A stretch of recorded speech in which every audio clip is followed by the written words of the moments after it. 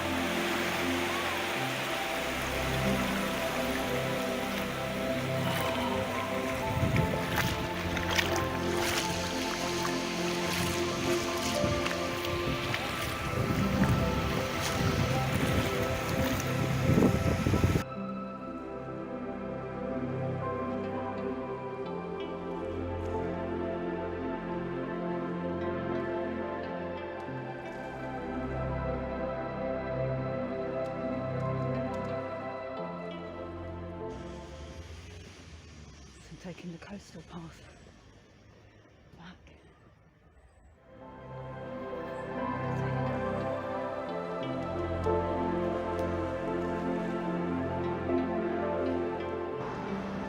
I'm not too far away now, another half an hour walk or something. But I'm very hot, sweaty and unhealthy. Still pink. It'll take me about half an hour to calm down, I think.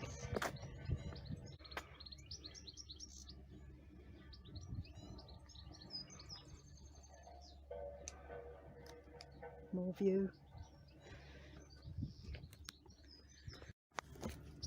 So, this is the bumpy road we've been travelling down.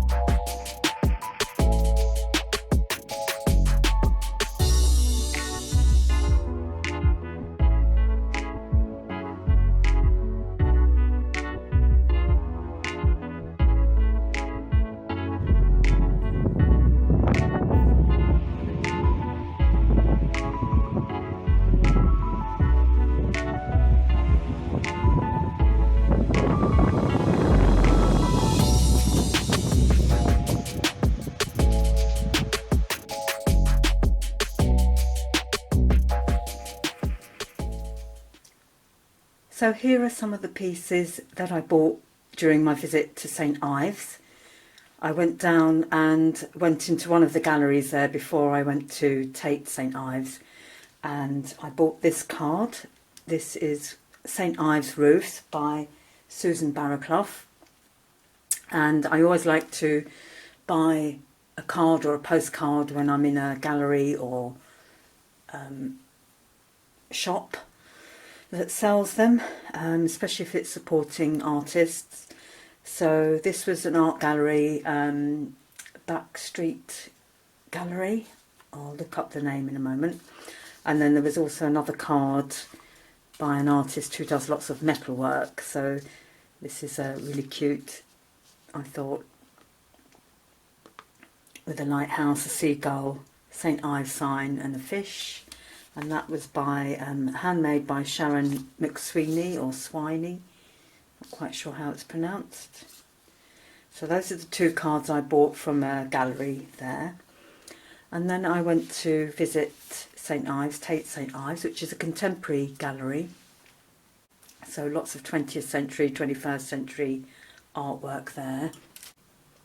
And I picked up the catalogue from the current exhibition that's there, with some different artists taking part. So this was in a huge room that you could walk around and experience. There were soundscapes and unusual objects. There was a wall of doorknobs as well, which was interesting. And then in the Tate St Ives shop, I bought a few postcards. Focus. So this was 4 for 3. The cost was 4 for 3, and they were 85p each for a postcard. See, I'd enjoyed the week. I'd gone to Tate St Ives towards the end of the week, so I'd enjoyed all the colours that I'd seen. I'd been to the cafe as well after the exhibition, after I'd had a look around Tate St Ives. So I'd had a scone and jam and cream and a cup of tea, and the cafe was kind of open air as well, so I'd got a kind of view of this. It was a different area, I believe. This was done in 1998, and it's gouache by Rachel Nicholson. This next one is Porthmeor in 1951, and it's oil on board by Peter Lanyon. So I like the cubist aspect of this. I like the cubist movement.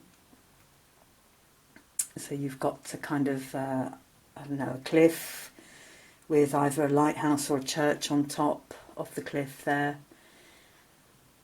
Yeah, so I just like that, like the colours. I liked the surrealism, well, the cubism of it. And then here's another cubist one. This one is called Green, Black and White Movement. It made in 1951, and it's oil on canvas by Terry Frost. So some of these artists had permanent exhibition in the gallery. There was a section where there was local artists throughout the years that had a section of pictures. So again, I like this cubism effect. And then this one's slightly more unusual. This is by Dame Barbara Hepworth, who's famous for her sculptures, of course. And this is called Fenestration of the Ear, the Hammer, in brackets.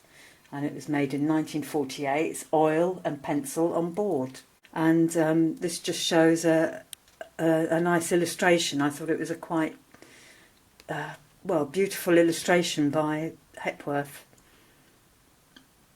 I love things like this where it's maybe incomplete.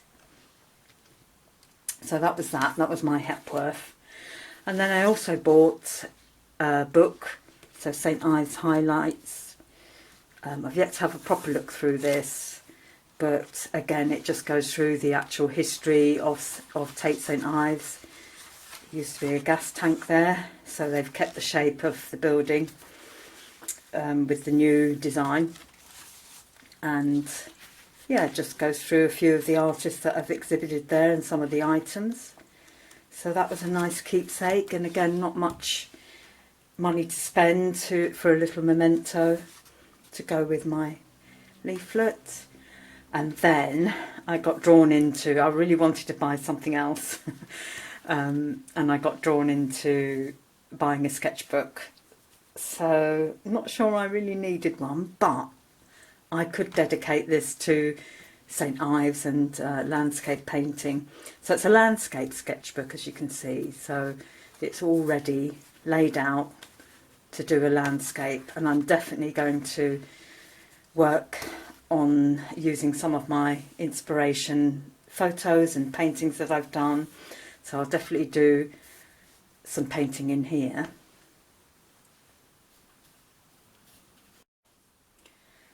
And so while we were on the subject of painting, I took a couple of sketchbooks with me. That was probably the reason why I didn't really need to buy another sketchbook, but it was the end of the holiday anyway, regardless. So I took this small, flexible, light sketchbook, which I love. It's from Cathedral, and it has paper that you can use pencil, pen or paints on. It holds the paint very well. So this was the first drawing that I did on arrival, kind of thing. So this is the view from where I was staying, and it's in Carbis Bay, but it looks over Carbis Bay, but you get a viewpoint across to the Lizard in some directions, and this is looking towards Hale, I think, or Lelant. So these little white houses just captured my imagination in the hillsides. So you've got the patchwork hills. And this took me a couple of days to complete, and I did this in pencils, coloured pencils, and then I finished the front with some watercolour. So I did it over the course of a couple of days. So I did it on the 28th to the 30th.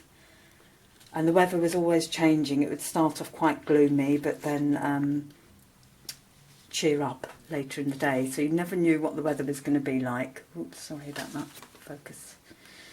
So yeah, there's my receipt from Backroad Artworks. I spent £9 in there, so that's not bad.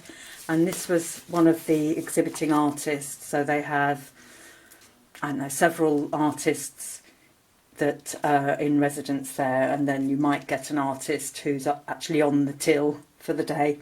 So this was John Grieg, whose artworks were showing in the gallery, and I picked up one of his leaflets and then stuck some of the paintings in. Oh yeah, and I'd walked to St Ives that day, and I walked back as well, and it took me about an hour from where I was staying. So some more pictures in here. So this was a tree, part of it is dead, where I was staying, and I've got a photograph of that as well. I just found it a really interesting tree. It was kind of windswept, and as you can see, just an unusual tree. Don't know what it was, not quite sure. Then I had a trip to Truro, and I went in to see the cathedral. I was a bit late in the day, so I wasn't able to purchase anything in their shop, but this is just an ink drawing of Truro Cathedral, just a detail. And then as I was drawing, a little white dove, or a white pigeon rock dove, had come to sit on the cobbles, maybe because it was warm, but I felt as though it was sitting next to me, watching me, so I did a quick sketch before another broody pigeon came along and scared her away. So this was just done in a sepia graphic liner, and that was all the drawings in that sketchbook, I think, that I did in Cornwall. And then I had my little watercolour pad, cardy paper, and I brought this one along to St Ives. I hadn't really used it much in the holiday, so when it focuses. This was a watercolour of Porthmeor beach, which is the beach that's in front of Tate St Ives. So mainly I'm trying to get the colours here, so this is the inspiration, and I've actually stuck a piece of some sand from Porthmeor beach, don't arrest me, and I've just used a bit of PVA to keep it in place because it was obviously all falling off. I didn't think, I had a Pritt stick with me in the bag, and I didn't think to use that. I just used water to stick it on in the first instance. It's the rock ends, and then this lovely purple sea in the distance, and then obviously the turquoise waters as it gets closer to the beach. So that was my little tour of all the items. Hope you enjoyed that mini haul, and I hope you enjoyed my video of Cornwall, and I'll see you next time.